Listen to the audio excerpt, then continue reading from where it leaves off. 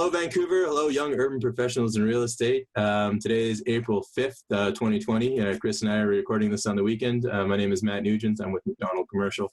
This is Chris O'Neill. He's with Colliers. And together with a couple of other guys, we've been helping to run the young urban professionals in real estate.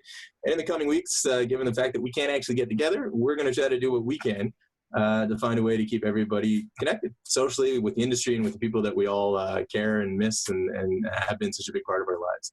So Chris and I did a couple of different things this week. I was able to attend the UDI event on Friday on COVID, and Chris O'Neill was able to check out a ULI event, which was a networking event for the folks in North America, which I think was kind of fun. So we're gonna let him get to that in a second. But if you didn't check out the UDI event on Friday, the UDI event was a Zoom conference kind of seminar event, and it was fantastic. I thought it was a really great event. There was 1,200 people that were there. After about an hour of the presentation, and then they had like a 30-minute question period afterwards. And towards the end of the 30-minute question period, there were still 750 people attending. So it was a really good event. If you haven't had a chance to check it out, we're going to have an email at the bottom that's going to have a link, and you can check out the video and watch the UDI presentation of a lot of this stuff.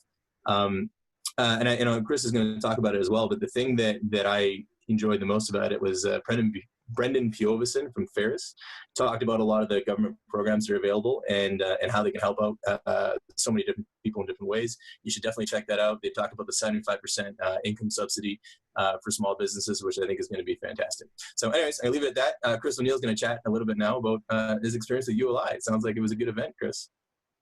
Yeah, it was. Thanks so much, Matt. So on Thursday last week, I joined a Zoom virtual happy hour from ULI. It was actually run from the Urban Land Institute in Seattle, and the fellow attendees were from San Francisco, Los Angeles, Vancouver, Seattle, and I guess predominantly West Coast, but all over North America. It was really interesting, and that started with everyone in one group introducing themselves and saying a little bit about where they're from and what their area of specialization was. And then after that, they broke into smaller breakout rooms of 5 to 7 people. And it was a really great way just to talk with other people and hear what they're going through right now. And also being able to break into those smaller groups, felt really comfortable sharing it and speaking up and sharing our own experiences.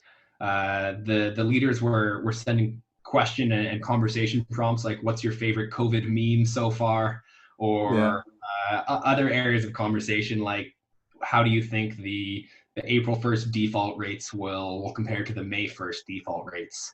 So Matt and I were talking about this and thought that it would be amazing to do something similar with YUPRE in the coming weeks. Of course, we'd love to get out on a patio and have a beer in person, but as we're not allowed to do that, a virtual happy hour will be the next best thing. So if you do have any questions that you want us to address as a question prompt or anything else of that nature, please feel free to reach out to us in the meantime.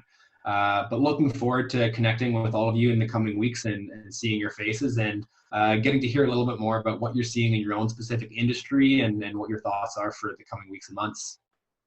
Cool. On default rates, it's interesting that you brought that up. At the UDI event, Cynthia Jagger does talk a lot about default rates, and she went through and she surveyed a bunch of different buildings and some of their clients to find out what their default rates are. And they were anywhere from like 5 or 10%, upwards of 45 in some cases. I know at McDonald Commercial, our Nick Marini is the managing director of our property management company, and he's got about 2,200 units under management. He's got about 1,500 right now that are individual rental units within strata buildings, and then he's got 700 or 800 that are located in multifamily apartment buildings. And he was telling me that his default rate was about 10%, which really was quite a bit better than I think people were expecting. I think a lot of people were expecting it to be like 30%, 40%, but it ended up being only about 10. He was saying, though, that he's not really going to know for sure until the end of next week because, especially when you're dealing with that many rental units, there's going to be a lot of checks and you don't know if they're going to bounce or not. And you don't really find that out until the end of next week. So, which is going to be interesting. He was also mentioning, too, that the default rates are going to fluctuate, obviously, in April and May and June. And one of the reasons for that, too, are going to be based on government programs. The new government programs are being announced. There's new ones being announced all the time. But like even the best ones that are coming out aren't even available until, I think, tomorrow. So it's really going to be hard for them to apply to April, but you could see them applying to May. So it's going to be interesting to see what happens. And, Chris and you and I were talking about that. I think daily we're watching to find out how many new COVID cases there are and how many infections and all this kind of stuff, right? And I think that for the real estate industry during this time, that default rate is going to really be a bellwether for what the health of the real estate economy is going to be. So I'm really going to be paying attention to that, and I think it's something that we can kind of report on a weekly basis to see what the observations have been as we get into May and through May, because it's always going to be a changing situation. Chris, what have you been seeing out there on the retail side of things? Well, in the office market, it's some companies, it really depends on what kind of industry you're in. I've spoken to a lot of companies who are more in the animation, post-production, and video game industry, and they're actually finding their revenues are up. Whereas if your business is dependent on people coming in, if you are in the education business, in a coding boot camp or anything retail related, those are the types of companies that have been really hit hard. So like you mentioned, the 75% wage subsidy for companies that have had their revenues impacted by, I believe it's 30% or more, will be really, really helpful, as almost all of these companies, their staff and their people are their biggest expense. But really hard to say what the future holds, and curious to get the data from April 1st just to see how bad it really was and what we can expect to see moving forward.